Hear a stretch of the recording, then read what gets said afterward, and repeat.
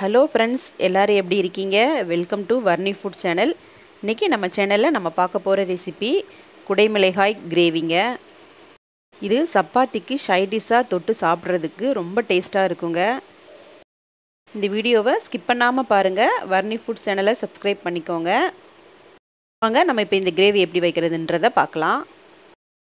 நான் இப்போ இந்த கிரேவிக்கு 1/4 கிலோ குடைமிளகாய் எடுத்துர்க்கேங்க. இதை மீடியம் சைஸில் கட் பண்ணி வச்சுக்கோங்க.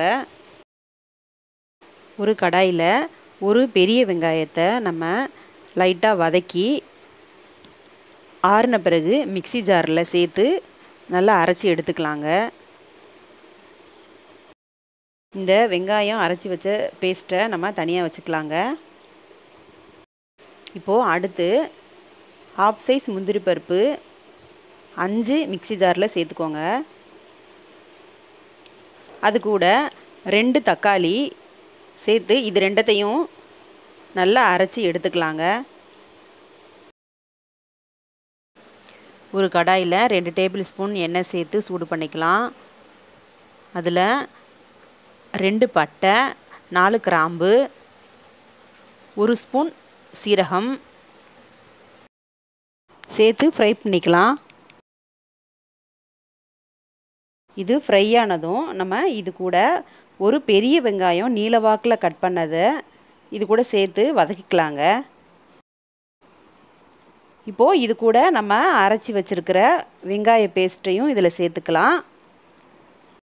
அப்புறம் நம்ம தக்காளி முந்திரி பருப்பு சேர்த்து அரைச்ச பேஸ்ட்டையும் இதில் சேர்த்துக்கலாங்க. இப்போ நம்ம முந்திரி பருப்பு சேர்த்து அரைச்சதுனால இந்த கிரேவிக்கு ஒரு தனி டேஸ்ட் கிடைக்குங்க. 1 நிமிஷம் நம்ம நல்லா வதக்குனதும் இது கூட ஒரு 1/2 டீஸ்பூன் மஞ்சள் பொடி, 1 ஸ்பூன் இஞ்சி பூண்டு பேஸ்ட்டு,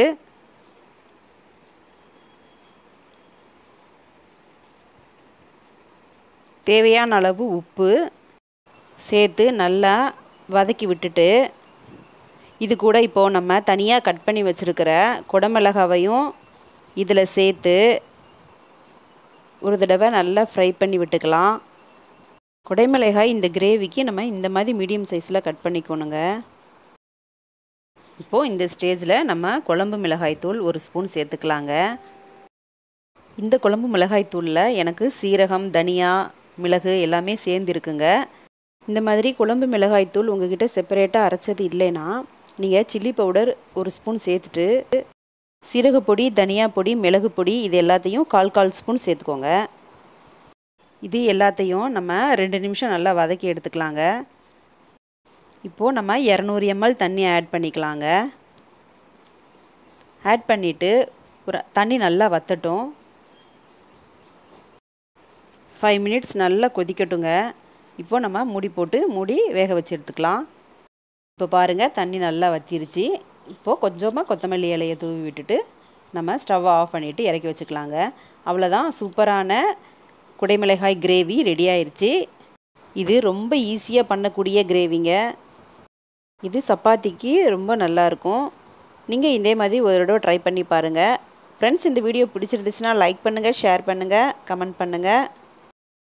அடுத்து வேறு ஒரு ரெசிபியோட அடுத்த வீடியோவில் சந்திக்கிறேன். நன்றி, வணக்கம்.